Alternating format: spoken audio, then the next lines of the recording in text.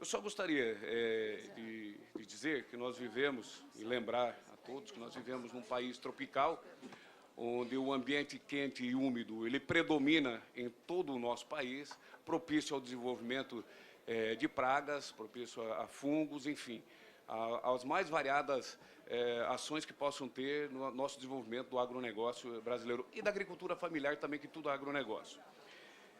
Eu gostaria de deixar bastante claro, eu vi um dado aí, até foi o deputado Molon, que citou que a ONU diz que esse exemplo de alimentação não é... Deputada, fica difícil, né? Eu não vou berrar, eu digo assim, ó, eu abro mão de falar do que ficar berrando, eu não vou competir com 30 numa sala, não tem como.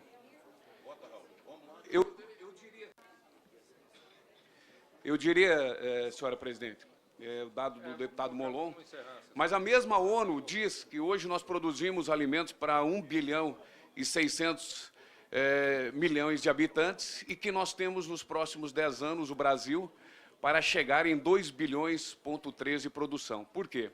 Porque em 2050 nós vamos ter 10 bilhões de pessoas na Terra. E nós temos que produzir alimentos para todas essas pessoas. E não é com uma semente crioula, não é com uma ação voltada simplesmente aí para a ação orgânica que nós vamos conseguir fazer isso. Nós temos que ter um entendimento, e esse entendimento tem que ser bastante claro, de que historicamente as pragas, elas destroem todo o alimento e as regiões. Isso é bíblico. Impérios e reinos ruíram por falta de alimentos. Impérios. A humanidade, ela passa pela produção. Eu estive recentemente agora na China, e os chineses, eles dizem, olha, pelo amor de Deus, brasileiros, aumentem a produção de alimentos, aumentem a quantidade de terras plantadas, produzam mais. Nós precisamos de vocês. Em 2045, nós vamos ter 500 milhões de idosos aqui que nós temos que dar de comer, e nós dependemos muito do Brasil. Então, dentro desse argumento, eu gostaria de ir pelo caminho científico, simplesmente em dizer de que o documento do PL 6299, ele diz assim, ó, que regulamenta o registro temporário, autorizando provisoriamente o registro determinado de produtos, se o poder público não se manifestar em 12 meses, que pode ser 24, conforme está sendo proposto aqui. Mas o produto deve ter registro já aprovado em, no mínimo, 3 países membros da Organização para a Cooperação e Desenvolvimento Econômico, OCDE.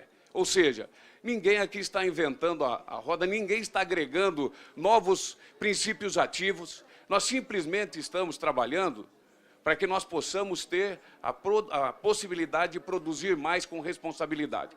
Encerrando, quem sabe até antes dos meus 5 minutos, dizer assim, ó, quem não ouviu falar de nanotecnologia, que vá buscar e ter o entendimento do que é nanotecnologia aplicada ao agronegócio. Nós estamos falando de algo que, com a liberação deste documento, deste projeto, nós vamos conseguir trabalhar especificamente para cada espécie, para cada variedade que nós temos. Utilizando nanotecnologia, nós temos a célula, nós temos a molécula, nós temos o átomo, nós temos a nanomolécula. Isto dizer a todos vocês que é ciência. Tem muitos contrapontos que dizem, nós não podemos romper contra a ciência, a nanotecnologia está para nos apoiar. Isto aqui vai dar a responsabilidade de que nós venhamos a mensurar e diminuir principalmente a quantidade de defensivos agrícolas, regulamentando. É isso que eu quero deixar claro aos senhores. Busquem entender a aplicação de nanotecnologia, tá, aplicada principalmente aos defensivos agrícolas. Obrigado, senhor presidente. Muito obrigado, deputado Roman. Agora...